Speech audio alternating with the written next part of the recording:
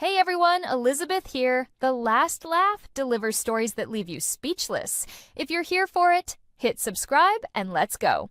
The email arrived on a Tuesday morning. Subject line: Richard Chin Promotion Celebration, Executive Leadership Only. I opened it knowing exactly what I'd find. Dear family and distinguished colleagues, it began.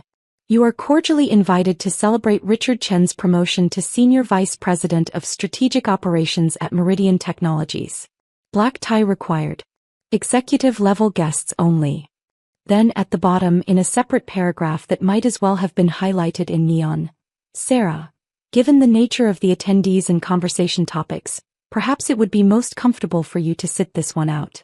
We'll catch up afterward. My sister Jessica called 30 seconds after I'd finished reading. Did you see Dad's invitation? Her voice carried that particular tone of practiced superiority she'd perfected over the years. His new CEO is attending. Robert Blackwell himself.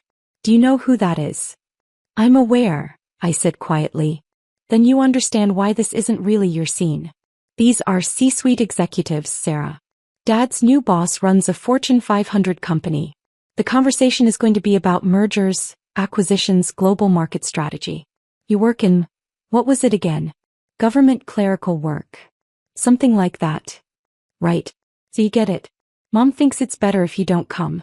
You just feel out of place, and honestly, Dad's worried you might say something that would embarrass him in front of Mr. Blackwell. I looked out my office window at the Pentagon courtyard below.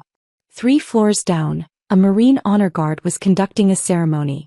Beyond them, the Potomac glittered in the morning sun.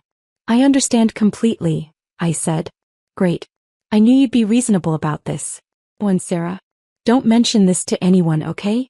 Dad's promotion is kind of a big deal in his company. We don't want, people getting the wrong idea about the family. She hung up before I could respond. I sat there for a moment, then pulled up my secure calendar. The celebration was scheduled for Friday night.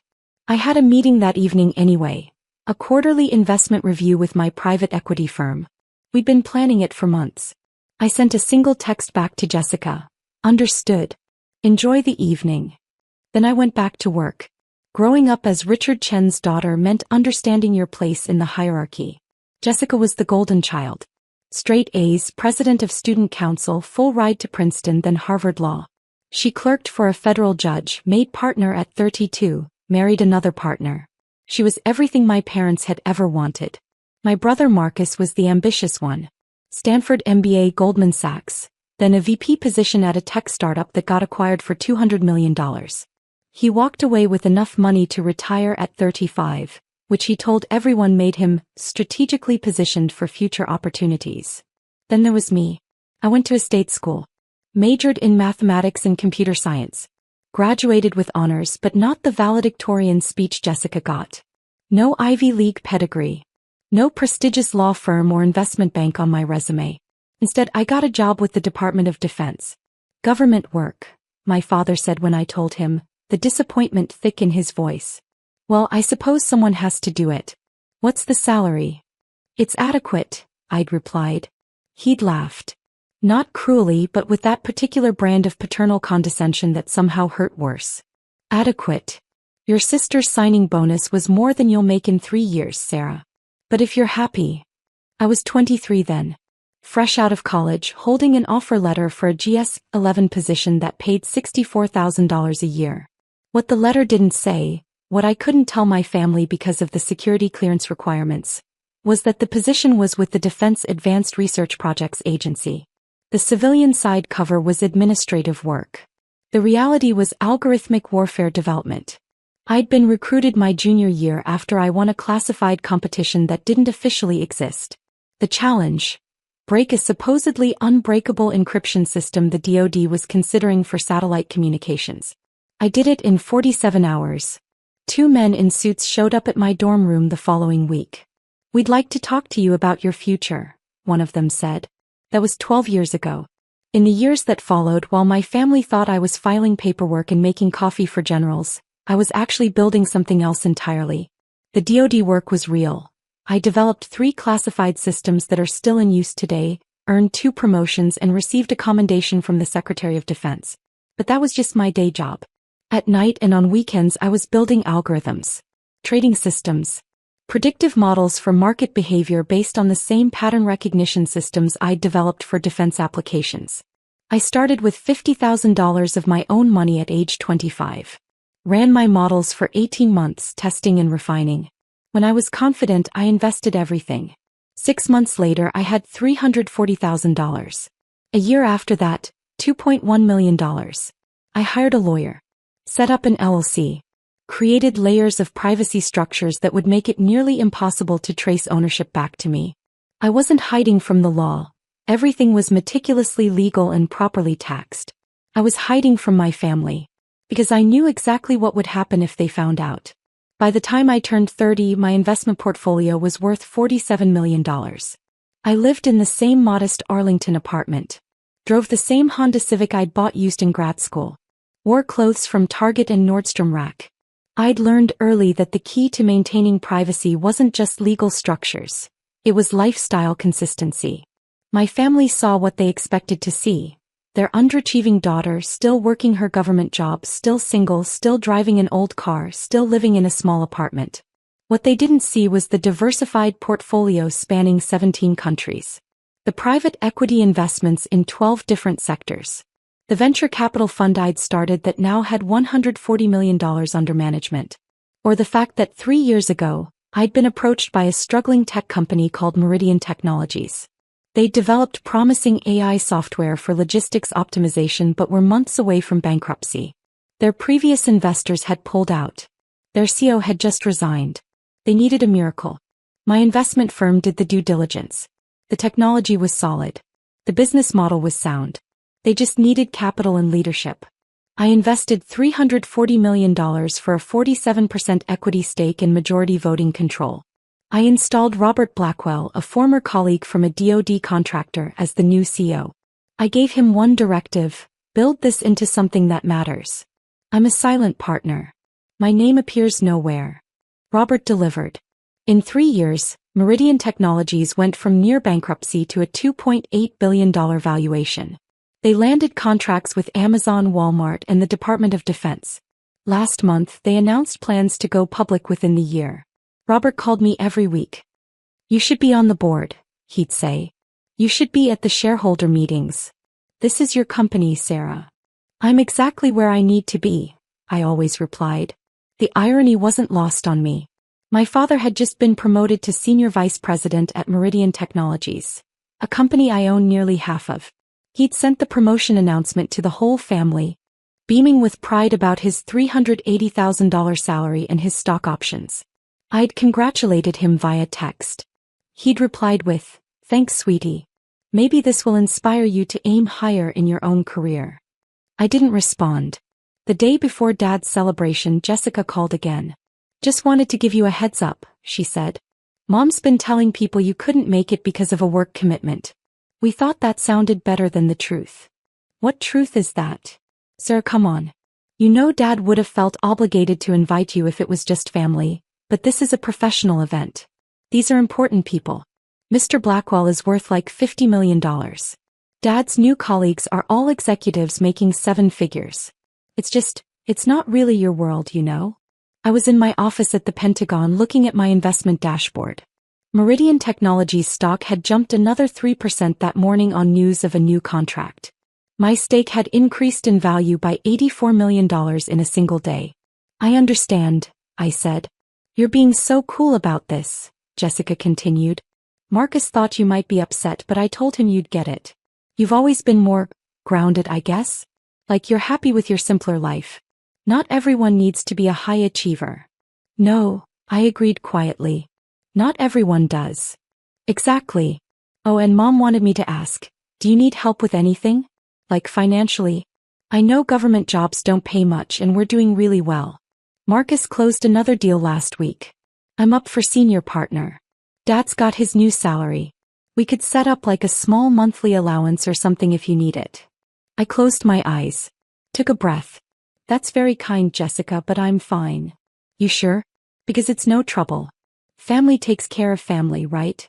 "Right," I said. "Enjoy the party tomorrow." After I hung up, I sat there for a long moment. Then I did something I very rarely did. I called Robert Blackwell directly on his personal line. Sarah, he answered warmly. What's up? Your celebration for the new SVP tomorrow. Richard Chin. Right. Big promotion. Guy's supposed to be sharp. Why? He's my father. There was a pause. Wait, seriously? Seriously. And Robert? He has no idea who I am. None of them do. Another pause, longer this time. Oh, this is going to be interesting. Are you coming? I wasn't invited. Apparently, I wouldn't understand the conversation. Robert laughed. It wasn't a kind sound. Want me to uninvite him instead? No. But I am going to stop by tomorrow evening. I have that quarterly review with the investment team anyway. We're meeting at the Hamilton, right? Same restaurant where we're having the celebration. Sarah, what are you planning? Nothing at all, I said calmly. I'm just going to have dinner with my investment advisors. Whatever happens after that, well, we'll see. Friday evening I dressed carefully. Not in my usual Target clearance finds, but in the Tom Ford suit I kept in my office closet for the rare occasions when I needed to meet with high-level investors. Navy blue, perfectly tailored, paired with a white silk blouse and Louboutin heels. I pulled my hair back in a sleek twist. Put on the Cartier watch that had been a gift to myself when my portfolio hit $100 million. Added the subtle diamond earrings I'd bought after the Meridian investment doubled in value. I looked like exactly what I was. A woman who controlled hundreds of millions of dollars in assets. My phone buzzed. A text from Jessica with a photo of her and Marcus at the restaurant, both dressed to impress. Caption, so excited for Dad. Wish you could be here to see this. I didn't reply. My investment team was already at the Hamilton when I arrived. Michael Chin, no relation to my father, my chief financial advisor, stood to greet me. So did Patricia Volkov, my attorney, and James Chin, my private equity fund manager. Sarah, Michael said, before we start, you should know, there's a large corporate celebration happening in the main dining room. Meridian Technologies. That's your... I know, I said calmly. Let's use the private room as planned. We went through the quarterly numbers. My portfolio had grown by $23 million in 3 months. The Meridian Technologies stake was now worth $511 million. I had pending investments in 4 startups, 3 of which looked extremely promising. You're on track to be worth over $1 billion within 5 years, Patricia said. Sarah, at some point you're going to have to consider whether maintaining this level of privacy is sustainable. I'll consider it when I'm ready, I said. Through the wall, I could hear the sounds of my father's celebration. Laughter. Toasts. Someone giving a speech about vision and leadership. James checked his watch. Robert Blackwell should be making his remarks around now. Did you want to? Let's finish our review first, I said. Everything is going according to plan. We were reviewing the final investment projections when my phone buzzed. A text from Robert, about to make the rounds. Last chance to back out. I replied, see you in 5 minutes. I stood smoothing my suit jacket. Gentlemen, Patricia, thank you for the excellent work this quarter. I need to step out for a moment. Michael grinned. Going to crash your dad's party? I'm going to have a conversation, I said. There's a difference. I walked out of the private dining room and into the main restaurant. The celebration was impossible to miss. A large reserved section filled with well-dressed executives, champagne flowing freely. I spotted my family immediately. Dad was at the center, beaming, holding court with several men in expensive suits. Mom sat beside him, elegant in a cocktail dress I recognized as new. Jessica and Marcus flanked them, both looking appropriately impressive. Robert Blackwell was making his way through the crowd, shaking hands, offering congratulations. I positioned myself near the bar, watching. Waiting. It took 3 minutes for Jessica to notice me. I watched her eyes go wide. Watched her lean over to whisper urgently to Marcus. Watched Marcus's head snap up, his expression shifting from confusion to shock as he took in my appearance. Mom noticed next. Her smile froze. Then Dad saw me. For a moment he just stared. Then his face darkened. He excused himself from his conversation and started toward me, my mother close behind. Jessica and Marcus followed. Sarah. Dad's voice was low, controlled. What are you doing here? Having dinner, I said calmly.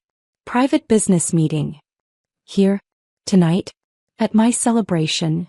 His face was reddening. This is a professional event, Sarah. I specifically asked you not to come. You said the invitation was for executives only, I replied. I'm having a private dinner in a separate room. I'm not crashing your party, Dad. You look. Mom trailed off, taking in my appearance. What are you wearing? That suit must cost. It's Tom Ford, I said. Is there a problem? Jessica stepped forward. Sarah, this is really inappropriate. Do you know who's here? Dad's new CEO, his colleagues.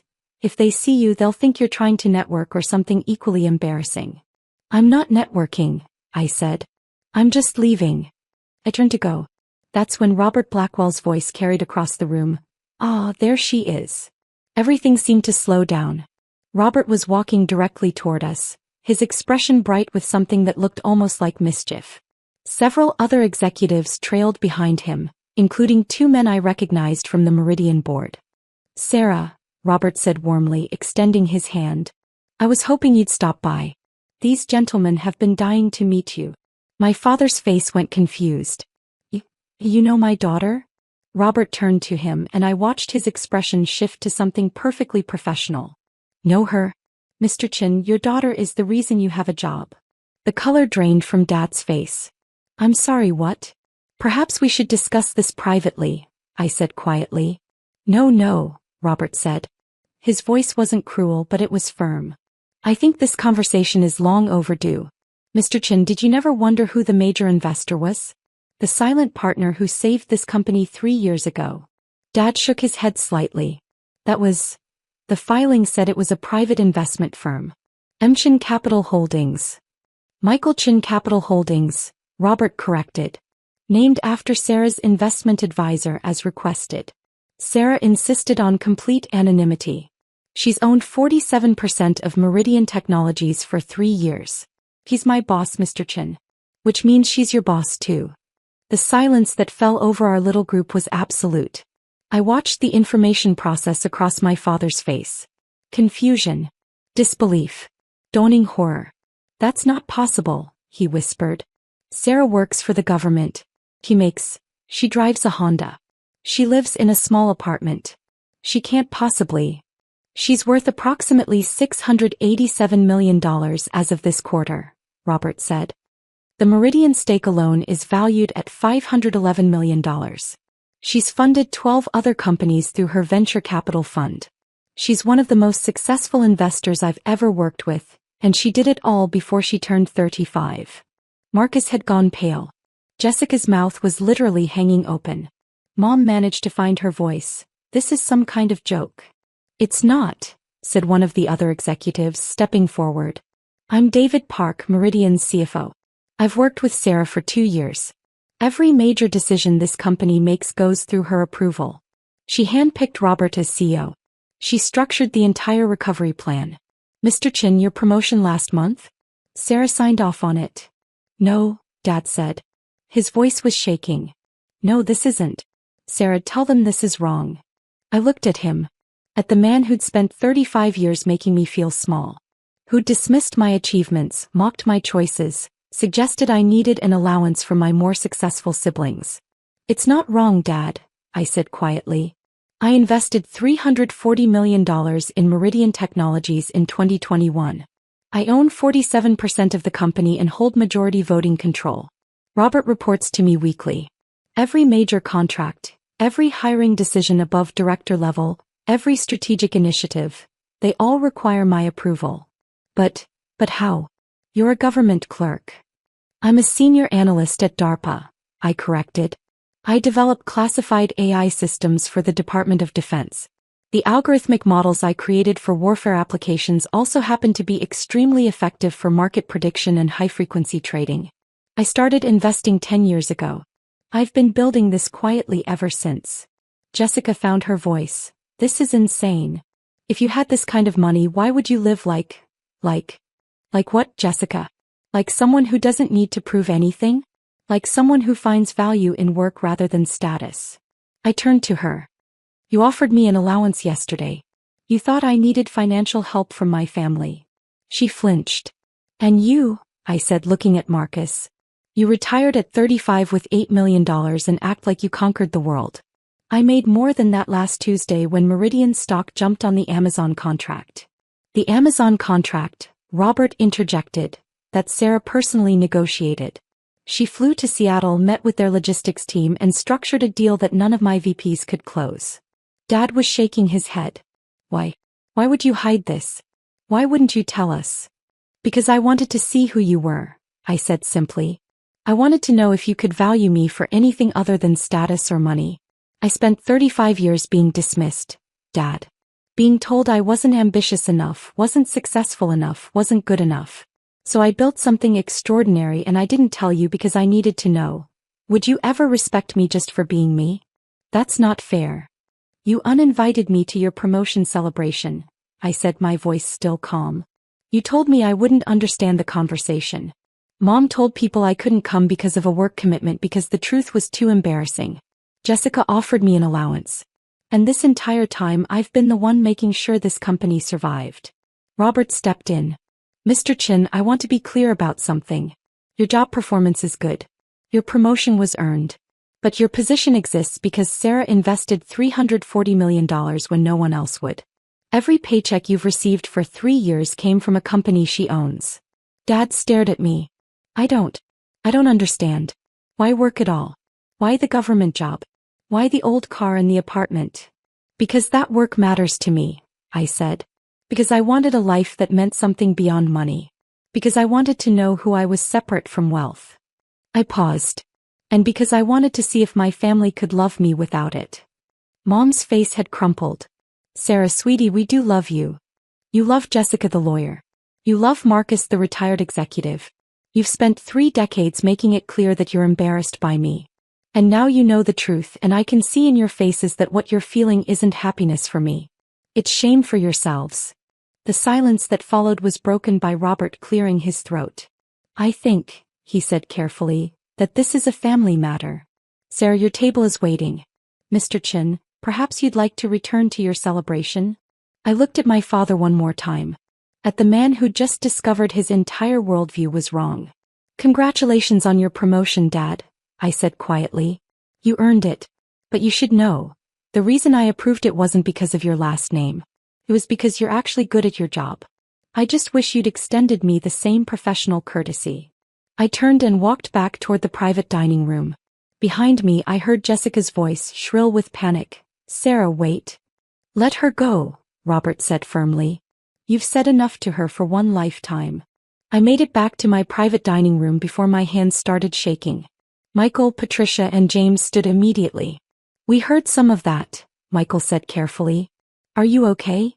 I'm fine, I said. But my voice shook slightly. I think I need a moment. Patricia poured me a glass of water. For what it's worth, you handled that with incredible grace. Did I? I sat down heavily. I just blew up my entire family relationship. They blew it up, James corrected. You just revealed what they'd already done. My phone started buzzing. Text after text. Jessica, Sarah, please, we need to talk, this is insane. Marcus, I had no idea. I'm sorry. Can we meet? Mom, sweetheart, please don't leave angry, we love you so much, we're so proud. Dad, we need to discuss this. Tomorrow. My office. I turned the phone face down. What happens now? Patricia asked gently. Now. I took a sip of water. Now I finish my dinner with my actual advisors. I go home. I go to work Monday. And I continue living my life exactly as I have been. And your family? They'll either learn to respect me for who I am, I said quietly, or they won't. But that's their choice to make. I'm done trying to earn something I should have been given freely. Through the wall, I could hear the celebration continuing. Quite enough. The energy had definitely shifted. Robert appeared in the doorway. Hey, I nodded. He sat down, loosening his tie. Your father just left. Your mother and siblings are still here, looking shell-shocked. The other executives are, well, they're talking. The word legendary was used several times. Great, I said dryly. Sarah, I need to ask, do you want me to do anything? Otherwise, if you want your father's employment terminated. No, I said immediately. He's good at his job. He earned his position. This isn't about revenge, Robert. What is it about? I thought about that. It's about truth. They spent 35 years seeing what they wanted to see. Now they know what's real. What they do with that information is up to them. Robert nodded slowly. For what it's worth, I'm sorry you had to do this. But I'm also not sorry they finally know who you really are. 3 weeks later, I was back in my Pentagon office when my assistant buzzed me. You have a visitor, she said. Richard Chin. Says he's your father. I paused, fingers hovering over my keyboard. Send him in. Dad looked smaller than I remembered. Older. He stood awkwardly in my office doorway, taking in the space. The awards on the wall, the classified clearance notices, the photos of me with generals and senior defense officials. Hi, Sarah, he said quietly. Hi, Dad. Have a seat. He sat. For a long moment, neither of us spoke. I've been doing a lot of thinking, he finally said. About that night. About everything. Okay. I talked to Robert. Asked him about your investment strategy, how you built the portfolio, what you did to save Meridian. He paused.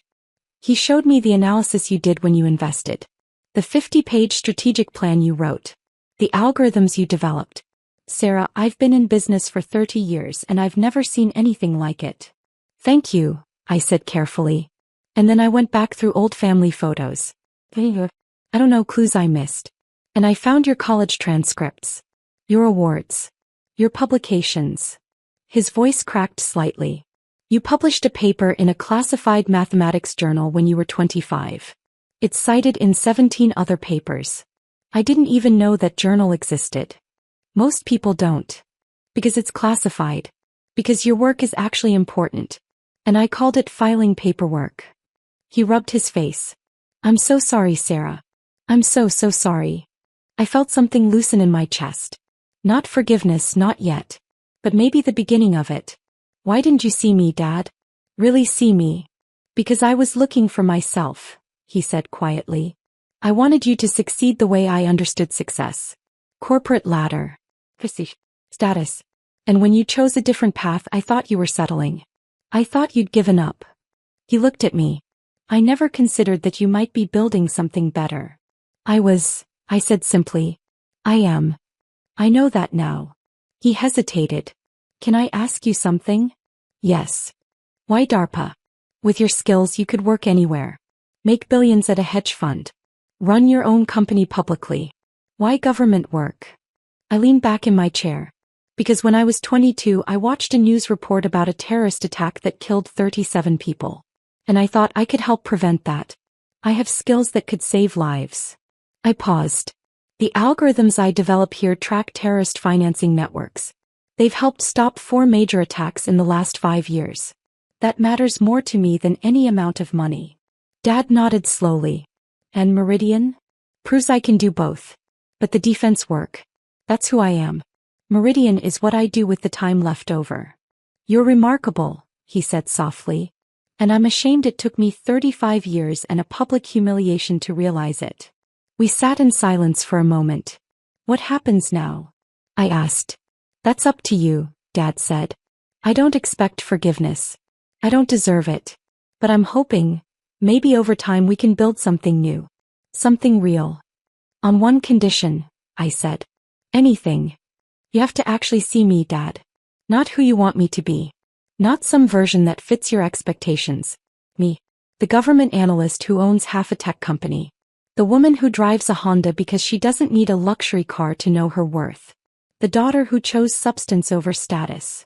I can do that, he said. I want to do that. Then we can try, I said. But Dad, if you ever uninvite me from something because you're ashamed of me again, we're done. Permanently. Understood. He stood. Thank you for seeing me. Dad. He turned. I'm having dinner with Robert and the board next Thursday. To discuss the IPO strategy. You're welcome to join us. As Richard Chin, SVP of Strategic Operations. Not as my father. As a valued member of the executive team. His eyes filled with tears. I'd be honored. After he left, I sat at my desk for a long time looking out at the Pentagon grounds. My phone buzzed. A text from Jessica. Mom told me Dad went to see you. How did it go? I typed back. We're talking. That's a start. 3 dots appeared, disappeared, appeared again. Finally, I'm sorry too. For everything. Can we talk? Yes, I replied. But not yet. I need time. I understand. I'll wait. I put the phone down and pulled up my portfolio dashboard. Meridian stock had jumped another 5% on rumors of the IPO. My net worth had crossed $720 million. But the number that mattered most wasn't on any screen. It was the email I'd received that morning from the Secretary of Defense. Your latest system just provided intelligence that prevented a major attack. 17 lives saved. Thank you for your service. 17 people who would go home to their families tonight. That was worth more than any amount of money. I pulled up a new document and started drafting my next algorithm. There was work to do. There was always work to do. And for the first time in my life, I knew my family finally understood. I wasn't the one who'd been failing. They were the ones who'd failed to see. But maybe, just maybe, it wasn't too late for any of us to start over. I smiled and got back to work.